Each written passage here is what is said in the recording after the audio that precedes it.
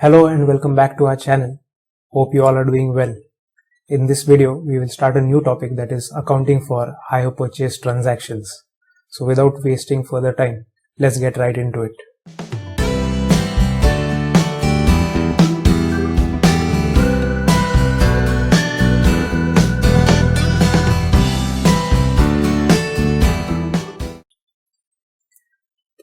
Accounting for hire purchase transactions. So what is a hire purchase transactions? Let us first understand. A hire purchase agreement is a contract for transfer of goods with an option to the hire purchaser to acquire the goods delivered to him by the hire vendor under the agreement. So the important word here is there is an option available to the purchaser whether he wants to buy the goods from the hire vendor, that is the seller of the goods. What we need to do is study carefully what are the features of a hire purchase agreement. So let us see one by one what are the features. Firstly, there are two parties. One is the seller, known as the hire vendor, and the hire purchaser, who is the purchaser or the user of the goods. Secondly, possession is not equal to ownership. The meaning of this is whenever the purchaser and seller enter into an agreement, the property in the goods, that is the ownership of the goods, is not immediately transferred to the purchaser. The seller still retains the ownership of the goods. Only the physical possession of the asset has moved from the seller to the purchaser. Then HP price, that is the hire purchase price, is equal to down payment plus installments. Now, firstly, why are the two parties entering into a hire purchase agreement? It is because the purchaser may not have surplus funds available with him to purchase the asset altogether at one price. He may be having lack of funds, which is why he pays certain amount upfront, which is known as down payment, and the remaining amount, the balance amount, will be paid in installments. Then transfer of title, that is the ownership will transfer if payment of the last installment is done by the purchaser and compliance with other conditions. So if the purchaser wants to actually retain the ownership of the goods or the asset, then he has to pay all of the installments, and upon payment of the last installment plus any other conditions which are specified by the seller, then only the asset will be transferred, that is the ownership will be transferred to the purchaser. Then return of goods. The hire purchaser has the option to return the goods acquired before payment of the last installment. In such case, he is not required to pay the balance installments. In case the purchaser does not want to retain the goods or the asset, he has the option to return the goods back to the seller, and then after returning, he doesn't have to pay any of the balance installments that are pending. Right of repossession. In the event of any default by the hire purchaser, the hire vendor is entitled to take back the goods into his possession, since the property to the good still lies with him. So again, the seller also has a right to repossess the goods in case the purchaser has not fulfilled any of the conditions or he defaults in payment of any installment. Then apart from hire purchase, there is another system known as installment system. It is a little different from hire purchase. So we'll understand what is an installment system. Installment system is an agreement in which the vendor transfers the property in the goods to the purchaser immediately, and price is to be paid over a period in installments. So unlike hire purchase, in installment system, the ownership itself is transferred immediately, and then the balance amount is paid duly in periodic installments. Possession, that is the property in the goods. The property in the goods sold under an installment system would immediately pass to the buyer. This is different from hire purchase. Under hire purchase, the ownership is transferred only upon fulfillment of all conditions and payment of the final installment. Then no right of repossession. Under an installment system, the vendor does not have the right to recover back the goods. He can only bring an action against the purchaser for the recovery of the unpaid portion of the price of the goods. Again, here there is a difference, because under hire purchase, the seller has the option to repossess the goods if the conditions are defaulted, or there is a default in payment of any of the installments. But however, under installment system, there is no such option available. Only a lawsuit can be filed against the buyer in case any installment is not paid. So these are the major differences between hire purchase and installment system. However, the accounting treatment remains same under both methods, that is hire purchase or installment system. So let us see how to pass entries in the books of both the hire vendor, that is the seller, and the hire purchaser. So journal entries, there are some basic journal entries which are very simple. So let's go one by one. The first transaction, that is transfer of HP asset at cash price. Now the meaning of cash price is, firstly understand, there is a difference between cash price and HP price. Cash price is that price which is to be paid today to the seller if you have all of the funds readily available. However, if you are choosing an option of taking the asset on hire purchase, which means you don't have all the funds, so you pay certain price upfront known as down payment and then the balance in installments. However, while recording under hire purchase system, what you have to do is firstly record the asset at only the cash price, that is the real price of the asset without any interest involved in that. So what is the entry for that? In the books of the hire purchaser, it is HP asset account debit to hire vendor account. Simple rules of accounting are followed here. Asset has debit balance, so debit what comes in, that is the asset has come in, and credit the giver, the hire vendor, that is the seller, has sold the asset to you, so credit the giver, hire vendor. And opposite entry in the books of hire vendor is hire purchaser account debit to HP sales account. Now the difference to be noted here is, in the books of the hire purchase, it is written as HP asset, but in the books of the hire vendor, it is written as HP sales, because for the vendor, all assets sold are his regular business income, which will go to trading account, or it's classified as sales. Then for down payment, that is the initial payment made by the purchaser, what will be the entry in the books of hire purchaser? It is hire vendor account debit to cash or bank account. That is again debit the receiver and credit what goes out. You are paying the down payment to the hire vendor. And exactly opposite entry in the books of hire vendor, cash or bank account debit, that is debit what comes in, and credit the giver, that is the hire purchaser. Then after down payment, there are going to be periodic installments in the future. So interest due on installments. Firstly, installment will consist of two parts, that is the principal part as well as the interest component. So for passing entry for the interest component, the important entry is in the books of hire purchaser, interest is an expense, so we debit all expenses. Interest on HP account debit to hire vendor account, and in the books of hire vendor, interest will be an income, so it will be credited. So the entry will be hire purchaser account debit to interest on HP account. Then periodic installment. Again here the important point to notice, the installment will consist of two parts, that is the principal and the interest component.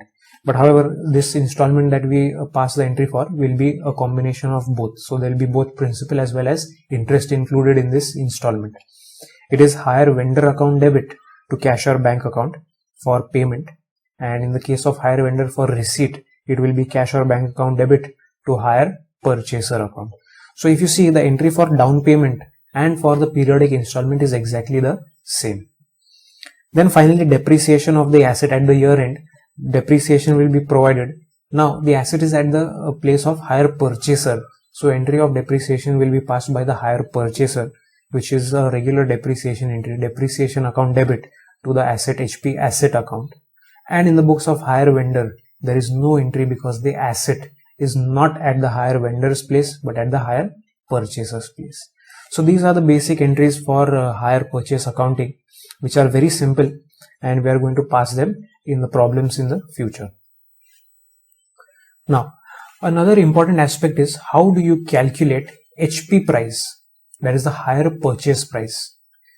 The important point to note is HP price will always be greater than cash price. What was cash price? Cash price is the amount that you paid today if you want to purchase the asset outright, that is you have all the funds and you make the payment to the seller and immediately take the asset. That is known as cash price. However, if you don't have all the funds, then what you're going to do is you are not going to pay the cash price, but you're going to end up paying the HP price, which is going to be higher than the cash price. And why is it going to be higher? It is because there is some amount of interest included in that for delayed payment. So let us see how to calculate HP price. HP price is equal to cash price plus interest. That is what we just discussed about. Cash price, the amount that you paid today. However, we are not paying the entire amount today. We are going to defer and pay it over a period. So immediately there is going to be some addition of interest. So HP price will always be greater than cash price. Or there is another way of calculating HP price, and that is down payment plus installments. Again, down payment is some little amount that you pay to the seller today, and the remaining amount will be paid in installments, which again we have discussed will have two parts. That is the principal part and the interest component. So this is how we calculate HP price, either cash price plus interest or down payment, that is the sum amount paid today and the remaining amount paid in installments over a period of time, maybe monthly, maybe annually, it depends. Now we'll take a simple example to understand how to calculate HP price when we know the cash price. So this is basically calculation of HP price when cash price is given. Let us see. Rohit purchased a vehicle on HP system where the cash price was rupees 55,000. So cash price is given to us 55,000 rupees. Payment was to be made as rupees 15,000 down and the balance in 4 annual installments of rupees 10,000 each plus interest at the rate of 10% per annum.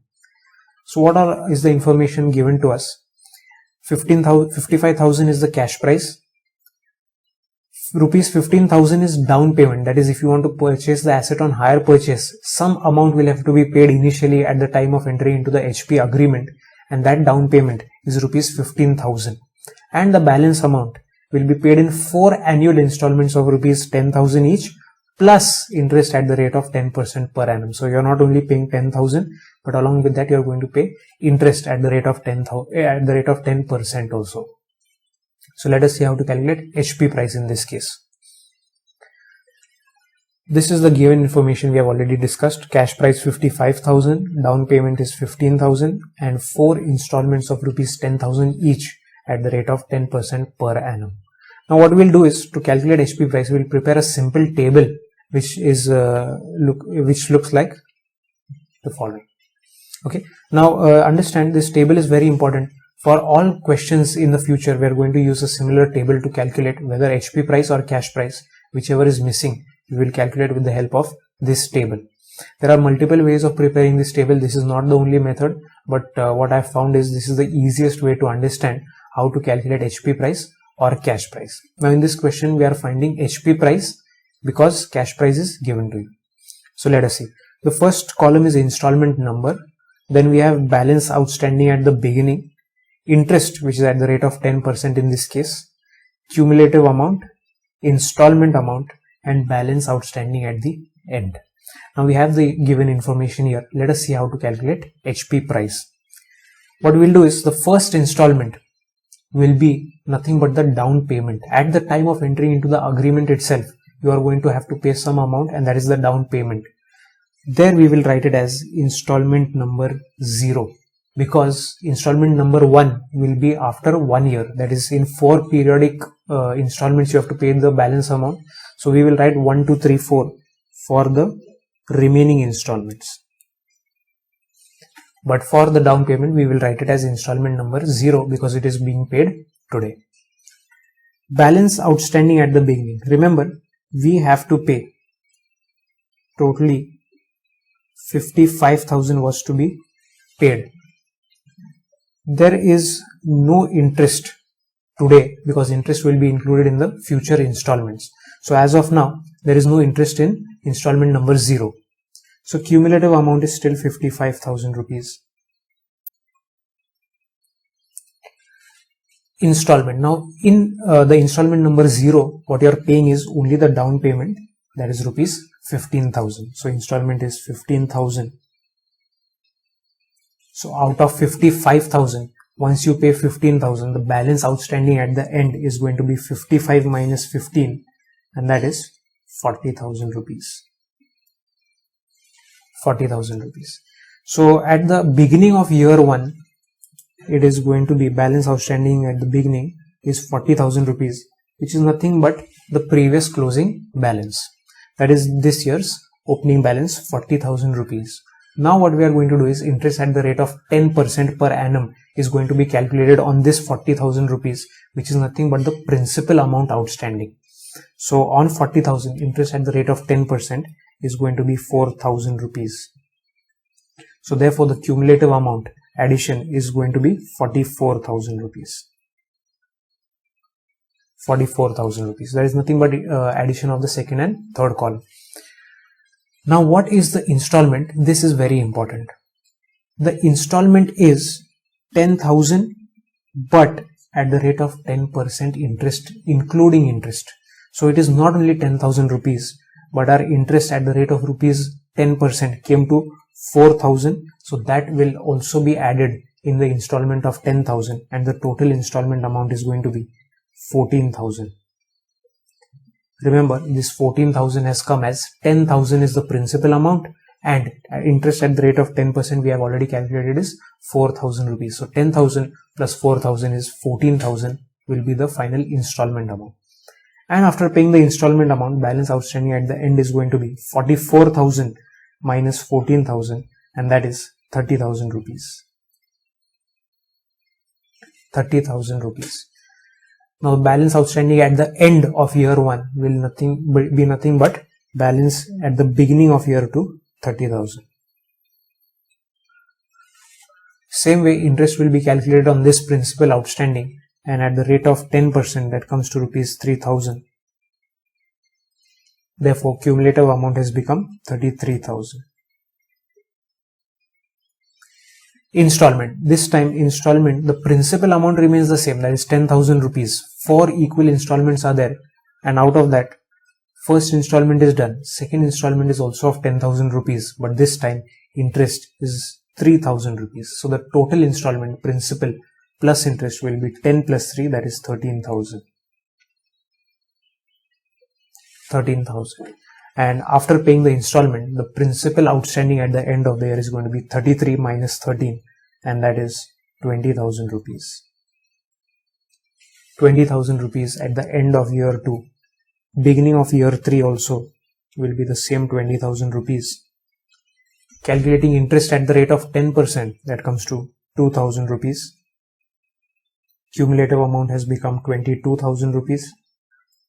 Installment amount, principal component remains fixed, that is 10,000 rupees, plus the interest in this case in installment number 3 is 2,000. So 10 plus 2, that is 12,000 rupees. Therefore balance outstanding at the end after payment of the interest is 22 minus 12, and that comes to 10,000 rupees. 10,000 rupees. That is the outstanding at the beginning of installment number 4, year 4. 10,000 rupees is outstanding. Calculating interest at the rate of 10%, that comes to 1,000 rupees. 1,000 rupees. Cumulative amount, adding it up, comes to 11,000 rupees. Now the installment, again the same concept. Fixed amount, principal is 10,000 rupees. Interest at the rate of 10% has come to 1,000. Cumulative amount was 11,000. Installment amount is also 11,000 because principal amount is 10 plus interest is 1,000. That comes to 11,000 rupees. So if you see, balance outstanding at the end has become nil, and that is quite obvious. At the end of the contract life, you have paid all of the principal amount as well as the extra interest component. So of course the amount outstanding at the end of the contract should become nil. Now in this case, you already had the cash price, that was 55,000. If you want to know what was the HP price, what we will have to do is take the total of the installment column. If you take the total of the installment column, you will get the total HP price. So if we add up, that is 15 plus 14 plus 13 plus 12 plus 11,000, that comes to 65,000 rupees is nothing but the HP price. The higher purchase price of this asset is 65,000, and as we discussed earlier, HP price will always be greater than cash price. So cash price was 55, but HP price has become 65,000. That extra 10,000 is nothing but interest because of delayed payment. And if you want to cross verify, is interest really 10,000? If you look at the interest column and you take the total there, it should be 10,000. So 4 and 3, 7 and 3. Interest is also 10,000 rupees. So there we have cross verified the answer. Cash price plus interest is equal to HP price. This was a case when HP price was to be found out when cash price was given. There can be also a reverse case where you want to find out the cash price when HP price is given. So to understand that, let's take another simple example. If you see the heading, calculation of cash price when HP price is given. So HP price we have, but cash price is missing. Then how do we calculate? Let us read the question first. Fast Track Motors Company sells a truck on HP basis to Raj Transport Company for a total HP price of rupees 9 lakhs, payable as to rupees 2,40,000 down payment and the balance in 3 equal annual installments of rupees 2,20,000 each. The hire vendor charges interest at the rate of 10% per annum. Ascertain the cash price of the truck. So we have given a lot of information here and they are asking us to calculate cash price. So what we'll do is first write down the given information and prepare a similar table. So what is the given information? HP price was given as rupees 9 lakhs. Down payment which was made was 2,40,000 and you had to pay 3 equal annual installments of rupees 2,20,000 each. And here the vendor has charged interest at the rate of 10% per annum. Now remember, if you want to calculate cash price when HP price is given, the table that we prepared earlier will change slightly because now we are going in the reverse way. So even the table will be prepared in the reverse manner and the following is the table. So installment number remains the same, but the first column is balance outstanding at the end. So this is the reverse table. Then you have the installment paid, the cumulative amount, interest at the rate of 10% and balance outstanding at the beginning. So if you compare both the tables, you will see that the table is prepared exactly in the reverse manner because we are going in the reverse way. There we were finding HP price when cash price was given. Here we are finding cash price when HP price is given. So the table will have to be reversed. So let us see how to prepare this table. Now what we will do is we will have to prepare in the reverse manner, which means even the installment will start in the reverse order. So here you are going to pay 3 equal installments.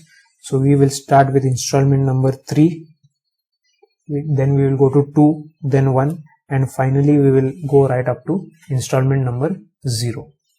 Installment number 0 is nothing but the down payment, remember. Okay. So now after installment number 3, that is at the end of the contract life, balance outstanding at the end should become nil because you must have paid all the principal and all the interest component. So balance outstanding at the end of the third installment should be nil. That is nothing left to pay now. What was the installment? Here it is given you are paying 3 equal annual installments of 2,20,000 each. So if I can write, I will write it right away. 2,20,000 are the 3 installments that are being paid. Now, what is the cumulative amount? Balance outstanding at the end plus installment, that is nil plus 2,20,000 is still 2,20,000. 2,20,000 was the cumulative amount. Now, how much is the interest part? We cannot take 10% of 2,20,000 because interest is already included in this installment. So what we will have to do is, if you want to know what is the principal amount, you will have to remove the interest component from this amount of 2,20,000. Now how do we do that? If 2,20,000 has interest at the rate of 10% per annum included in that, that means 2,20,000 is right now at 110%.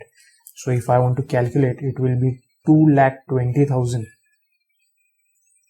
into 10 divided by 110. Because I told you 2,20,000 is right now at 110%. There is 10% interest already included in that.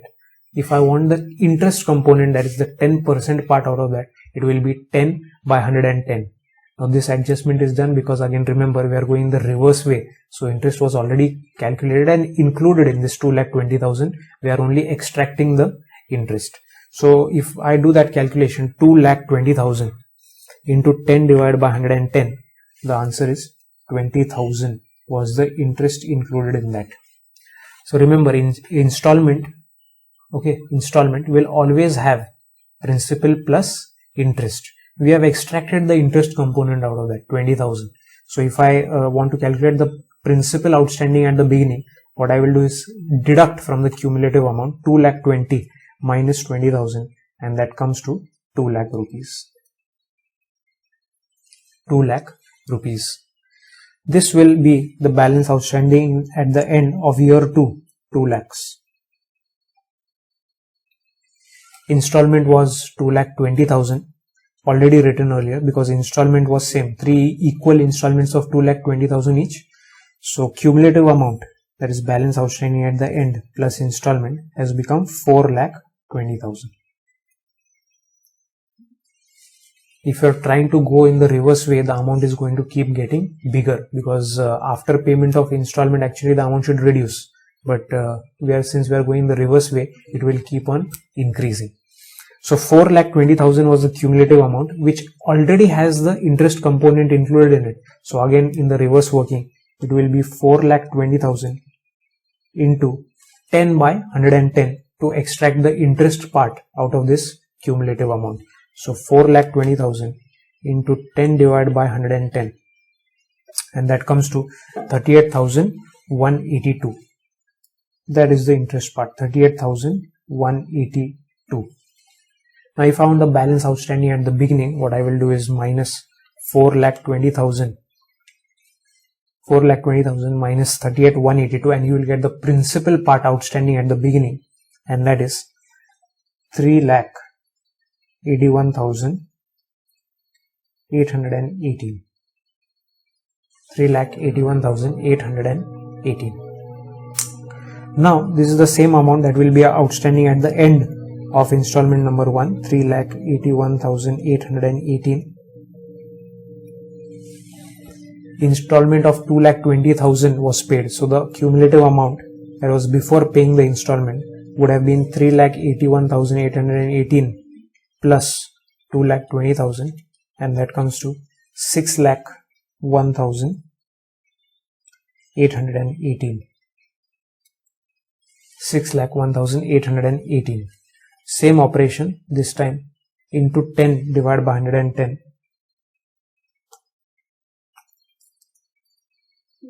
6,01,818 into 10 divided by 110. That comes to 54,711 if we round it off. 54,711. Now, deducting from the cumulative amount to get the principal component, that is 6,01,818 minus 54,711.